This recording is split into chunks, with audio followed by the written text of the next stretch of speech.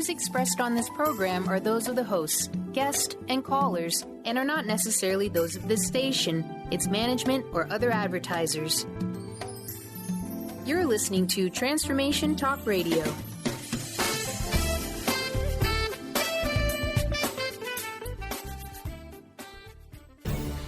Get ready for a game changer.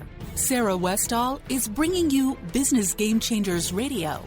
Mondays at noon Pacific, 3 Eastern, Sarah will bring you leading experts, visionaries, and newsmakers who provide the best commentary on big issues and cutting-edge innovations.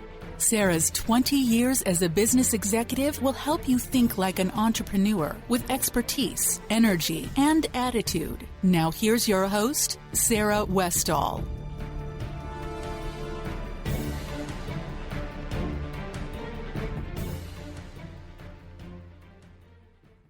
Welcome to Business Game Changers. I'm Sarah Westall, and you're listening to Conscious Business Radio on the Transformation Talk Radio Network.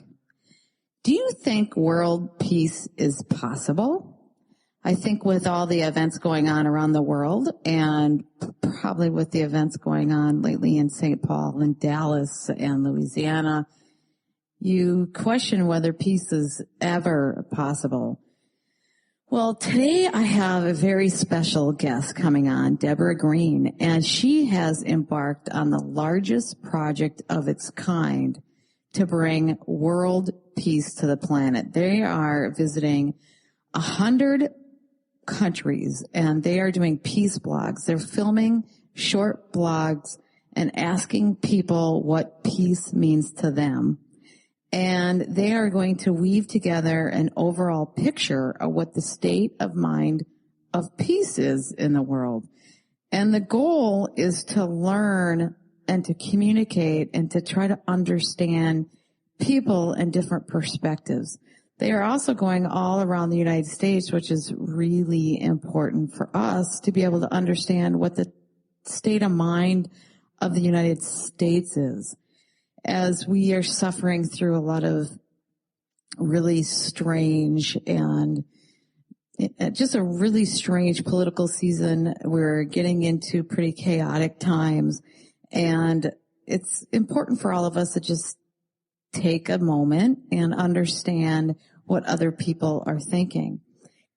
Her organization also has an application called Take a Moment, and she's going to explain what that is and how they use it. It's really interesting device on an application on how to figure out what everyone is thinking. And they're using it to help bring peace. I mean, people talk about world peace, but I believe it's kind of just talk.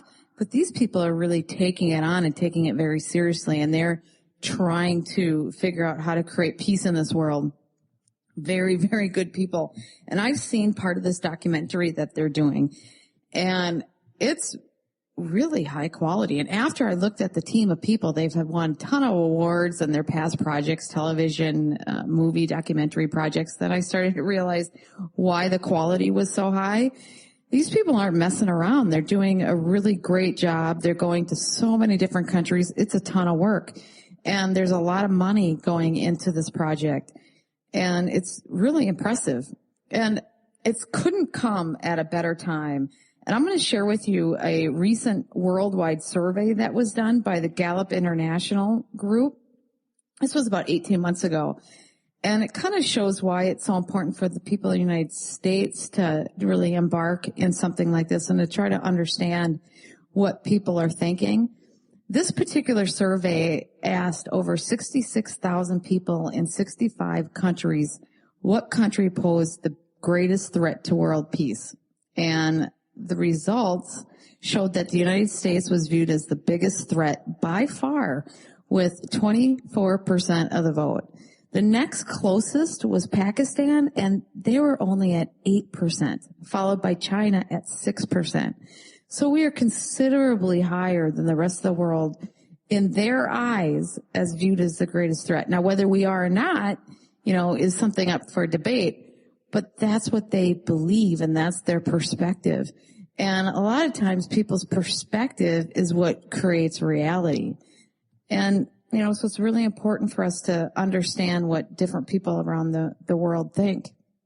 And so we're bringing her on, Deborah Green, and she's going to talk about her documentary project, and she's also going to talk about her Live a Moment initiatives and share with us what her application does and how it works and how she's fundraising. How is she raising money for this incredible amount of work and this huge project that they're embarking on? So now I'm going to welcome Deborah Green to the program. Hi, Deborah. Welcome to the show. Thank you. Thank you so much for having me. So you're on a quest that to me seems impossible, but we can't not do it, right? You're working on world peace. Yeah. I mean, let's start with a civil dialogue and then we'll go from there. It's as the world it's becoming an international place of commerce, and there's only a finite number of resources. So we have to figure out how to get along just to conduct business and to live. So it's a never ending thing that we have to work on. But you have some actual tools that you're working on. You're actually really trying to do it. So what you have a tool called Live a Moment. And what is that? Well, Live a Moment actually is set to be an app, and we will be releasing it shortly. The point with Live a Moment is it's actually a fundraising tool that uses mindfulness and moments of global connection to help raise funds and raise awareness for things people are working on around the world. There's a huge movement in the mindfulness community, which again, can be considered woo-woo. And I jokingly say our culture is one where we are taking the woo out of woo-woo. Yeah, because it in the business world, it's so not that. So how do you turn it into something concrete? Well, the interesting thing about that is it's there's a huge, quote, mindfulness space in the business world at this point. Oh, yeah, mindfulness, definitely. Yeah. But again, it's like, I kind of want to take it out of mindfulness and out of meditation and even out of prayer. It's like people have these words for it, and basically what it's looking to do is to allow people to realize that they're going to be a little bit more productive if they take a moment, if they have a moment to just stop the pace that we're on right now, which oftentimes it's too fast, and we have too many things that are pulling at us, and we're not able to do the work that we used to be able to do. Well, having a balanced life is so important, right? And being able to just slow down and think about what it is that you're doing. Yeah. So that you're not, it's the mindfulness. Just think about what you're doing instead of just being a crazy person and moving forward. People jokingly, it's back to that thing that your grandmother said, like count to 10, do you really want to say that? And building tools so that we can become, that we can cultivate some resilience. And that's great in business. I mean, you're talking about resources, and we can get back to that in a second, and how, this tool actually helps build commerce. So we'll get to that, but I wanted to talk about this cultivating thing, which is the only way that we're going to be able to have these conversations when it comes to world peace, or in business when it comes to peace in the office, is learning how to de-escalate and how to take those moments so that we can have conversations when the moment is not a great moment. Would you think the high stress level, everybody's on edge, and so it creates just so many more issues? So this is trying to get that edge off? I think that's the reason why the mindfulness community, or why this whole concept is gotten so widespread. It's because there is this need. We love technology. We love our gadgets. And I'm in San Francisco, so we really love our gadgets out here. We want the new next best thing. And yet we have a dis-ease. We have a sense that something is off, and yet we don't want to let it go. And a level of, stress that's just, you wake up with it. You know, I jokingly say we touch our phones more than we touch ourselves, you know, and certainly more than we touch each other. You know, it's the thing we hold the most all day long. And there's got to be a moment to figure out how to remain connected and also go back and connect with yourself. And that's not a woo-woo thing. That's literally, how can I hear my own voice to make smart decisions? Well, basic management it's, you know, the talk of balance has always been part of managing people, right? How do you create a balance in the workplace? Otherwise it escalates into a stressful environment that people can't handle. Well, I think this is where it's going, which is how fast things are moving. And this is really where it gets relevant to business as well. It is when you look at how things used to make their way across the world. You know, there was a span of time. We were used to change happening, but change happened in a way that we could handle and our bodies could handle. And what happens now is that changes can happen overnight, and we've seen it because of some thing that happens in the world or some new discovery or new product can shift an entire market or can shift an entire economy or shift an entire government overnight. And that's because of these new tools that we have the internet and the ability to collectively connect. Yeah. And so there's these great things that come out of that. And then there's this other part, which is that we're not structurally made to handle that much change, you know, biologically and, you know, how we're designed. Unless you're on the forefront of it, unless you're the one making the change, you want it. But if if you're just always being affected by it, it's really difficult. Right. And again, chemically, we're designed to see that as danger. You know, we're looking for commonalities in our life, in our day that we can count on. And biologically, we want to know that exists and we can count on this and count on that. And when it keeps changing, chemically, we think, okay, that's danger. And we have to learn how to stand in those moments of change and go, okay, it's cool. I'm good. And how do I build the resilience to do that? And that's where all these apps and mindfulness stuff comes in.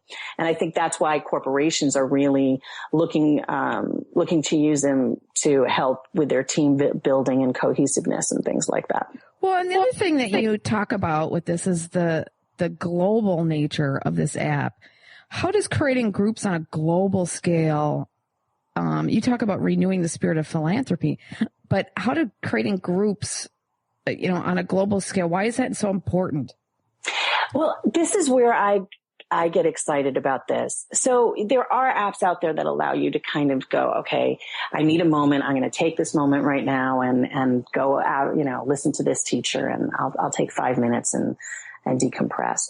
What we're trying to do with Live a Moment is individually take that moment, but know that other people around the world are taking that moment with us, and be able in a cohesive way to kind of clock how everybody's feeling at that moment.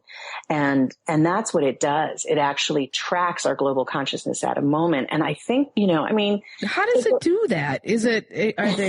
I mean, you know what I'm saying? What does it do? Yeah. Well, I mean, it's simple in some forms, and then there are other things behind it that make it much more interesting, you know, to go deep into the data that comes out of it and that you can see, you know, I mean, what it does is it's at the top of any given hour, you decide what moment you're going to take. And I'm only asking people to take 3 minutes, you know, so it's not a huge commitment. It's really a couple of breaths. And I'll decide at 11 o'clock or at 2 o'clock that I'm going to take my moment, and you can curate your own moment of calm. And, you know, we have beautiful artists involved that are they're creating this. And so you have that moment, and afterwards you plug in a couple of words, and it tracks how many people around the world are thinking the same thought at you at the same moment and where. So you're able to literally get kind of a pulse, a momentary pulse on how the world feels at a given moment. Oh, that's kind of cool. It is really cool, because I think that's the part that keeps you connected in a real way. It's not about, you know, who's eating the same sandwich as you. It's like, who's having the same experience that I'm having. Well, you can almost extrapolate and say, okay, only X amount of people in the world are using this app or even know about the app. So that means that this is how many people are really thinking about, how they do surveys and political surveys, and they can find out what that extrapolates out to the whole population. You can kind of do some of that with this app. Absolutely. And we're definitely, we have people involved and scientists involved who are looking at that. And I mean, the thing that's exciting to me with it, with everything that's happening in the world, is that we can also take moments when things are happening that are scary to the world.